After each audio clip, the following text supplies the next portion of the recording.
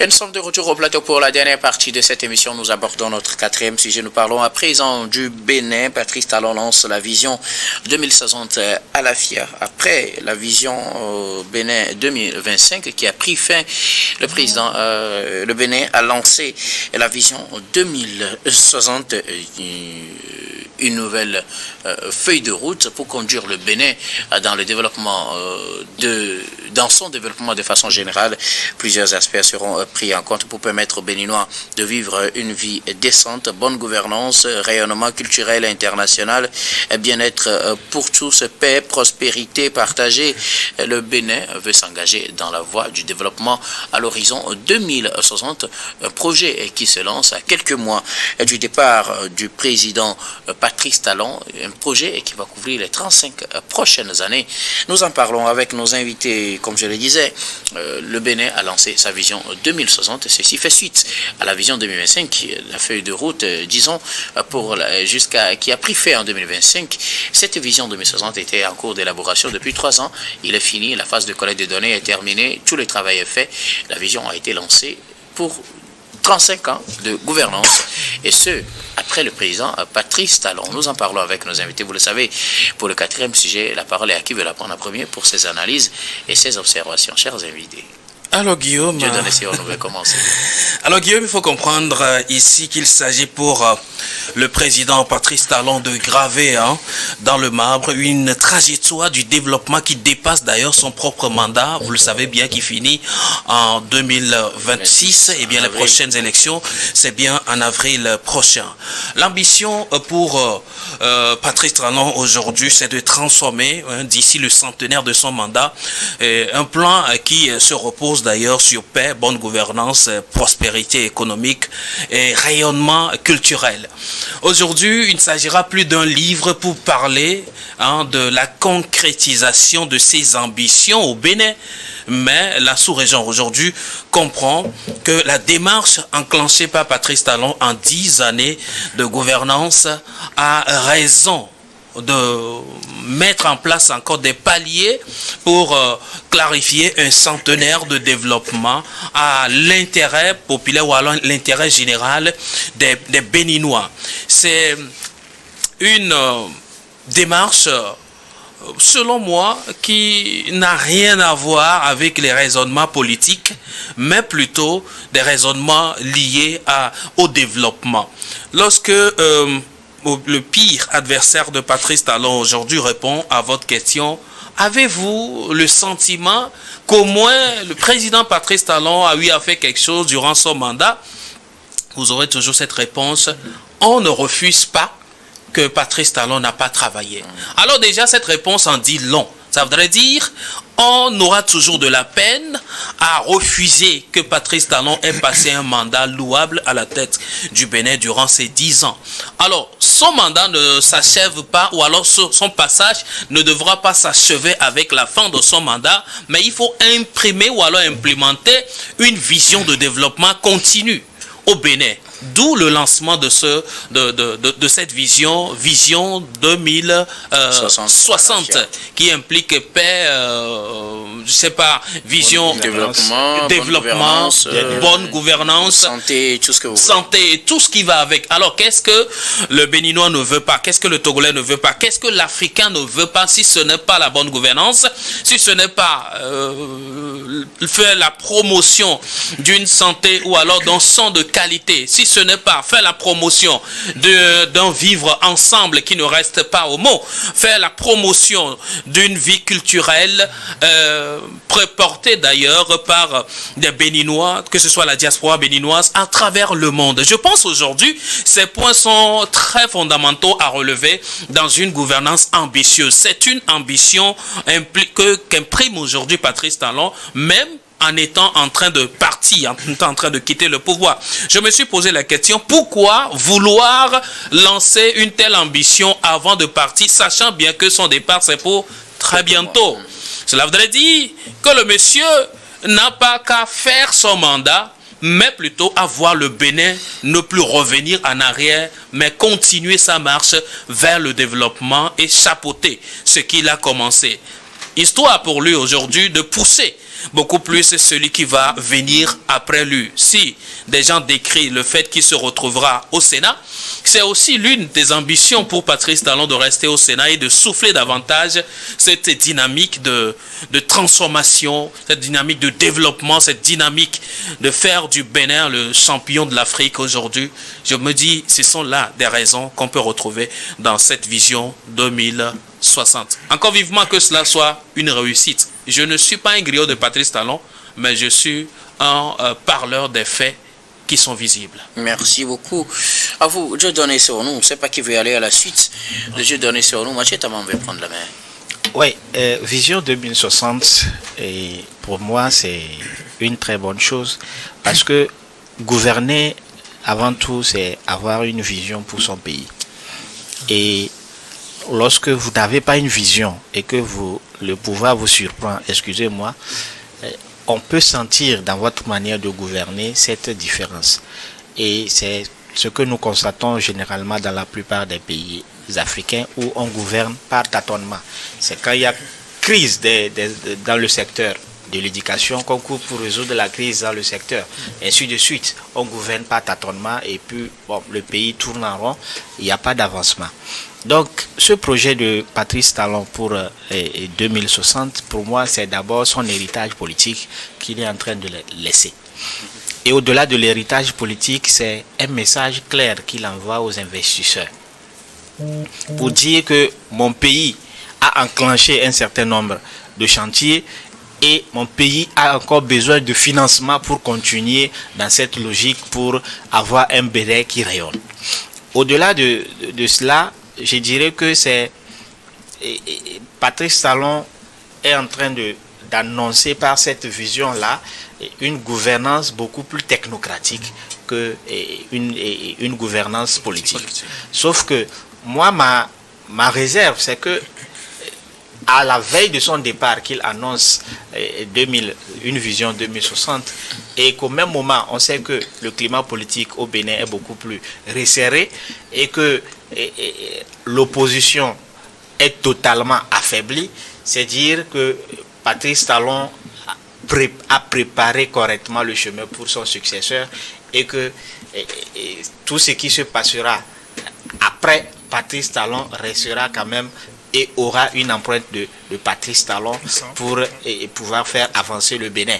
Certes, quand on parle de bonne gouvernance ou de développement, nous savons que Patrice Talon a fait sa part, mais sur la question de la démocratie, moi je reste toujours inquiet, vu les conditions dans lesquelles la Constitution a été révisée, et pendant ces 2 mandats, les arrestations qui ont eu lieu restent également un problème. On peut avoir une très bonne gouvernance, mais lorsqu'il y a défaillance au niveau de la démocratie, lorsque le pouvoir judiciaire ne joue pas correctement son rôle, elle crée un certain nombre de frustrations qui amènent souvent à des révoltes qui vont remettre en cause, quelle que soit la bonne vision, et qui va remettre en cause cette bonne gouvernance-là, ou parfois même handicaper les réalisations sur le terrain. Donc, vivement que cette vision puisse être accompagnée avec une certaine volonté de pratique démocratique qui va permettre à chaque Béninois de se sentir concerné et d'apporter sa pierre pour construire le Bénin jusqu'en 2060. Merci beaucoup à vous. Mathieu Tamam, oui, j'ai donné rapidement. Si vous permettez, avant aux Russes, oui, moi je voudrais dire cette vision 2060 que vient de lancer le président Patrice Talon, pour moi, constitue une sorte de pression déjà sur son successeur. Cela voudrait dire la barre est déjà placée à un niveau donné et il n'est pas question d'aller en reculant. Il n'est pas question de redescendre la barre à une vision, je ne sais pas, 2030. 2060 doit révéler véritablement ce qu'il faut connaître sur une gouvernance, beaucoup plus sur une gouvernance de 10 ans dernier. Et donc le successeur de Patrice Talon aura à travailler beaucoup plus une façon de dire, ceux qui viendront après Patrice Talon doivent retrousser les manches pour véritablement travailler afin de maintenir le niveau et alors le propulser beaucoup plus que ce qu'avait fait Patrice Talon lors de sa gouvernance. Merci beaucoup, Dieudonné. Oui, maintenant, Maurice Donkovi. Alors, bon, moi je suis pas un grand fanat des politiques néolibérales. Patrice Talon s'inscrit un peu dans cet ordre d'idées. Je n'en suis pas très fanat parce que très souvent cela met des gouffres entre les différentes strates de la société. Donc vous avez une minorité de personnes qui s'enrichissent, un grand nombre qui s'appauvrit et généralement une classe moyenne qui s'endette, hein, et qui survit par procuration. Ensuite, il y a aussi quand même un État qui est plus ou moins policier dans le sens où des partis politiques sont brisés, que tout le monde est quand même sur le qui-vive en ce qui concerne s'exprimer plus ou moins librement, surtout avec ce qui s'est passé au mois de décembre et tout. Donc c'est vrai qu'il y a ces choses-là à relever. Cela étant dit, il faut reconnaître que quand on voit le discours de l'homme, il est difficile de lui amputer le fait qu'il aime son pays. Pour ce que je lis dans les discours qui sont les siens, c'est quelqu'un qui a l'amour de son pays et en tout cas a une vision pour lui, une vision claire de son pays. Après, on peut contester sa vision, on peut contester les procédés, mais il a eu 10 ans. C'est quelqu'un qui a eu 10 ans. Et pour moi, je trouve que ce qu'il a réussi à faire, c'est pas de l'ordre de l'infrastructure en tant que telle. C'est pas du fait exactement de la réforme. C'est beaucoup plus subtil que ça. C'est-à-dire que ce que Talon a fait, M. Talon a fait, c'est restituer l'ego des Béninois. C'est très subtil, ça a l'air de rien. Mais ce qu'il a fait, c'est redonner de l'ego à son peuple. Et donc, ce mandat-là a fait du Bénin un pays où le ressortissant, lorsqu'il est dans son pays, où il va à l'extérieur de son pays, la première des choses qu'il fait, c'est brandir son drapeau et dire « je suis béninois et je suis fier de l'être ». C'est de faire de son pays un pays où des gens n'acceptent plus de se laisser marcher sur les doigts et refusent de se vautrer dans le sous-développement. Il y a une fierté actuellement lorsque vous prenez la communication qui est faite, que ce soit au niveau culturel, que ce soit au niveau politique, que ce soit au niveau des infrastructures, que ce soit dans le soft power béninois qui est représenté par la diaspora très dynamique des Béninois de l'extérieur. On a cette fierté de dire « je suis béninois, je viens du Bénin, venez visiter le Bénin ». Au Bénin, nous avons ceci. Peut-être nous n'avons pas les infrastructures et le développement de tel pays, mais ça va venir. Et donc, il y a de la pertinence dans le fait qu'un leader d'opinion puisse donner de l'ego à sa population et aussi de la capacité de projection à sa jeunesse. Et c'est ce qu'incarne un peu, je pense, son successeur, M. Ouattani. Et pas seulement lui, mais aussi les autres jeunes béninois, quel que soit le secteur dans lequel on se situe, hein, que ce soit les intellectuels béninois, déjà, ils sont débauchés un peu partout dans le monde. On a eu des intellectuels béninois au Togo, on en a en France, on en a aux États-Unis, on en a en Côte d'Ivoire, on en a au Sénégal, ainsi de suite.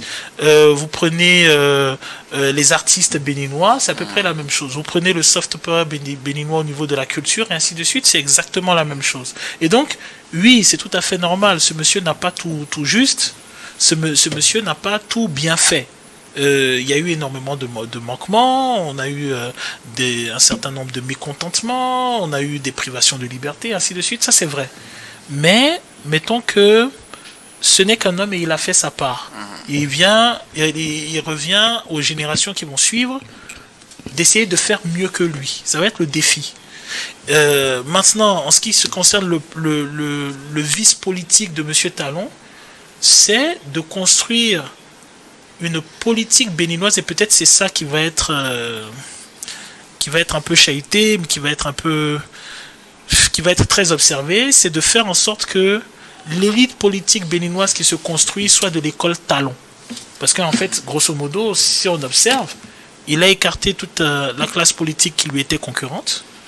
Et finalement, les politiques qui s'expriment actuellement sont des politiques qui sont des politiques alliées à celles de M. Talon, ou soit qui sont dans le prolongement de ce qu'il a édifié.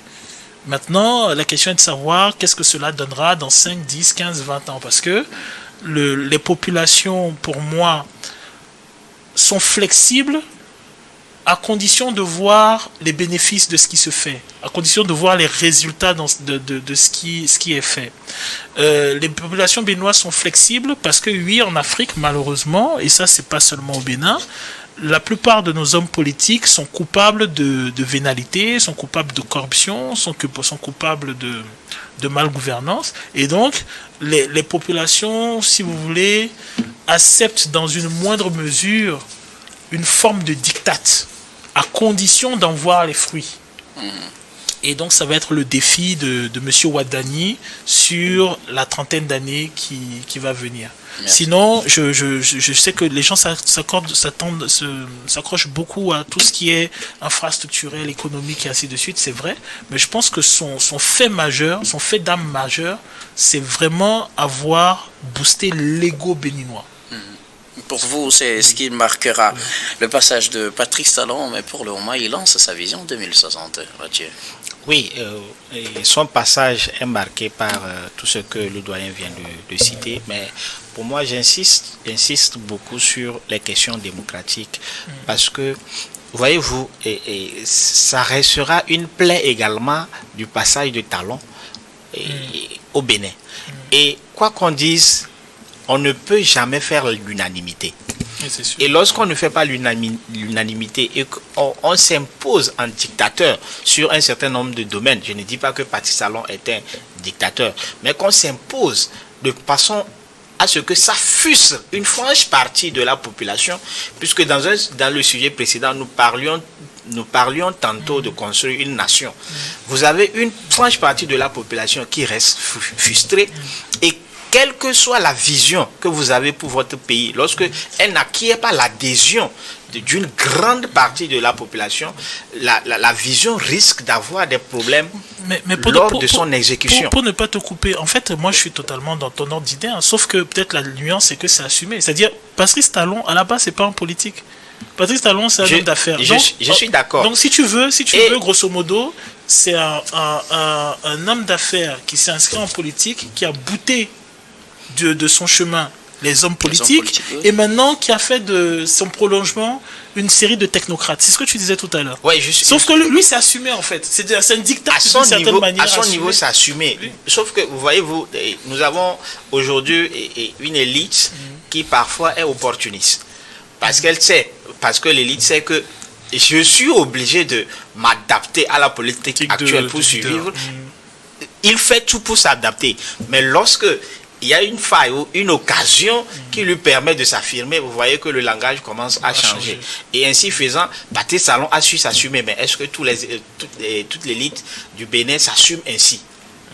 C'est pour cela que j'insiste sur le fait que même, en tout cas, il a lancé la vision 2060 qui, selon moi, prépare un boulevard pour l'arrivée de son successeur qui sera certainement Wadani, mais il même faut le successeur d'après, parce qu'il fait 2 mandats, non? S'il fait 2 mandats, ça fait 14 ans, je pense. Qu'il fasse. Donc il reste encore. Donc c'est pour. Voilà, donc qu'il fasse d'abord le premier mandat et les Béninois en jugeront pour le second mandat.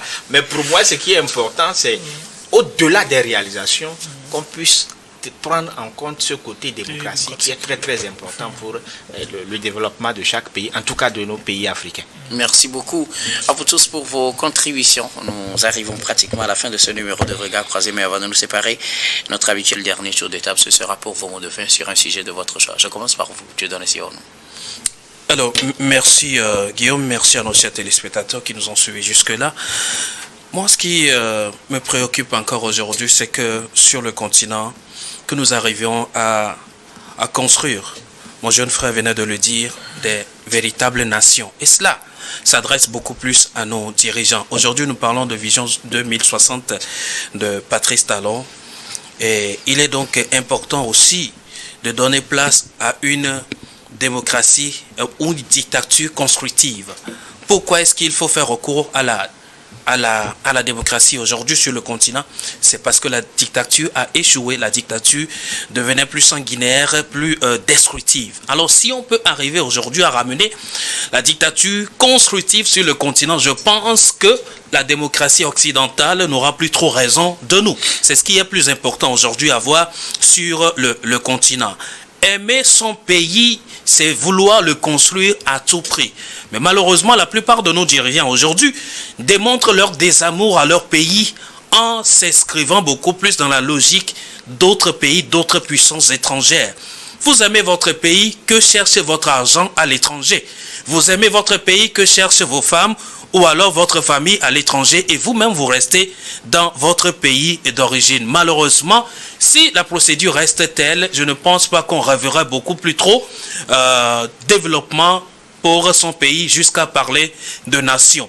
Aujourd'hui, nous n'avons plus l'amour pour des portions de terre sur lesquelles nous sommes. Il faut qu'on fasse recours à cela. Et en le faisant, nous allons beaucoup plus rapatrier nos biens que nous plaçons à l'étranger. Et des fois même, on ne finit même pas de les toucher, on meurt. Et ça reste aux autres pays. Aimons nos pays et développons-les. Et ça, ce message, je pense que les dirigeants africains doivent le prendre beaucoup plus au sérieux, même si de l'autre côté également, le secoueur du monde essaie aussi de donner ce message de sa manière possible, la plus violente possible. Donald Trump est en train de faire passer ce message aujourd'hui. Aimez vos pays, faites-les développer et restez chez vous. Mais malheureusement, le message n'est toujours pas compris et on continue toujours pas à faire partir l'argent, partir nos familles et laisser les pays dans la précarité absolue. Revenons à la construction de nos pays en mobilisant plus de ressources pour nous et pour chez nous. Merci. Alors, beaucoup. merci. Merci beaucoup. À vous, Dieudonné Sewonou, vous êtes journaliste, directeur général d'Elior Service. Merci d'être passé sur ce plateau. C'est moi qui vous remercie. Mathieu Tamam, vos mots de fin. Alors, j'ai deux messages à faire passer. Le premier, à l'endroit des acteurs politiques de notre pays. La phase des élections et autres est désormais passée et il serait souhaitable que ce soit les partis politiques ou bien la société civile togolaise de revenir sur le terrain pour l'éducation civique envers les citoyens. C'est très très important pour l'ancrage de la démocratie dans un pays. On ne va pas abandonner le pays et attendre la veille des élections pour se réveiller, commencer à faire des tapages. Dès maintenant, il faut que nous puissions former les citoyens togolais. Le deuxième élément, c'est que le développement à la base, qui passe par nos communes, et que nous avons eu des élections des conseillers municipaux et puis des maires, il serait très très important pour la jeunesse de participer à ce développement à la base, primo en contrôlant l'action de nos maires dans nos communes, et secondo en participant également à des activités.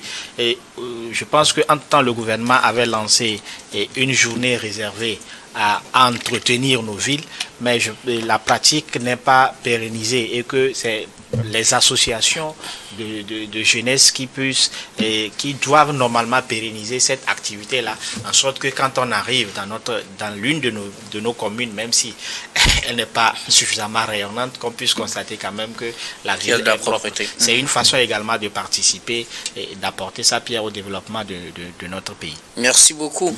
À vous, Mathieu Tamam, vous êtes analyste politique et président de Génération d'Impact. Merci d'être passé sur ce plateau. C'est moi qui vous remercie pour l'invitation. Russe, donc, au vivant mot de fin. Alors, mon mot de fin, ça va peut-être aller dans le même sens que mes collègues. C'est qu'il faut tout simplement que les personnes qui sont aux affaires comprennent que, et notamment avec la conjoncture actuelle, comprennent qu'il n'y a aucune projection qui se fait en dehors de nos États. Ça n'existe pas. Il n'y a pas un endroit qui puisse leur assurer de la sécurité ou un meilleur bien-être que celui qu'ils auront construit et qui doit être leur État à eux. Donc par conséquent, que ce soit les fonds, que ce soit la famille, que ce soit la santé, que ce soit l'enseignement et ainsi de suite, il faut prendre sérieusement ces investissements-là parce que c'est la garantie de la construction d'institutions fortes et indépendantes qui fera que vos droits seront défendus sur vos propres territoires. Si vous construisez des banques solides, il va de soi qu'on ne vous prenne pas l'argent qui est le vôtre, même si demain vous n'êtes plus aux affaires. Si vous construisez une justice solide, il va de soi qu'on ne vous attaque pas comme on voudrait parce que vous avez une justice solide et indépendante. Si vous avez des infrastructures solides et une éducation solide, il va de soi que vos enfants ont les diplômes et les niveaux qu'ils font pour pouvoir présumer au poste qu'il faut.